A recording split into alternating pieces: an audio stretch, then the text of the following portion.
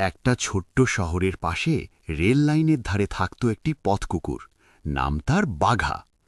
বহু কষ্টে খাবার জোগাড় করত, কিন্তু তার জীবনের সবচেয়ে বড় সুখ ছিল তার ছোট্ট বাচ্চা টুকু। টুকু খুব দুষ্টু, সারা দিন লেজ নেড়ে বাবার পেছন পেছন ঘুরত।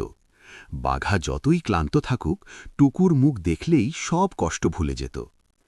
একদিন খাবার খুঁজতে গিয়ে বাঘাকে একটু দূরে যেতে হয়। যাওয়ার আগে সে টুকুকে পুরনো এক ভাঙা দেয়ালের পাশে বসিয়ে রাখে। টুকু বাবার চলে যাওয়ার দিকে তাকিয়ে থাকে। হঠাৎ বাজি গাড়ির শব্দে ভয় পেয়ে টুকু দৌড়ে পালায় আর পথ হারিয়ে ফেলে। বাঘা ফিরে এসে দেখে টুকু নেই। সে পাগলের মতো চারদিকে খুঁজতে থাকে, গলি, বাজার, ডাস্টবিনের পাশ, যেখানে যেখানে টুকু যেতে পারে।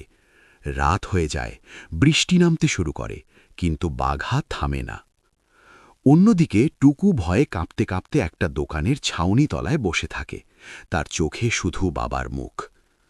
পরদিন সকালে বাঘা ক্লান্ত, ভিজে, তবুও খুঁজছে।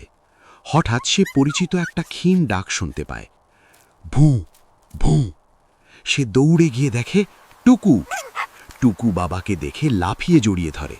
বাঘা তার গা চেটে দেয়, যেন বলছে, আমি তোকে খুঁজেই যাব, কক্ষনো ছাড়ব না। বাবা আর ছেলে একসাথে ধীরে ধীরে হেঁটে চলে যাচ্ছে।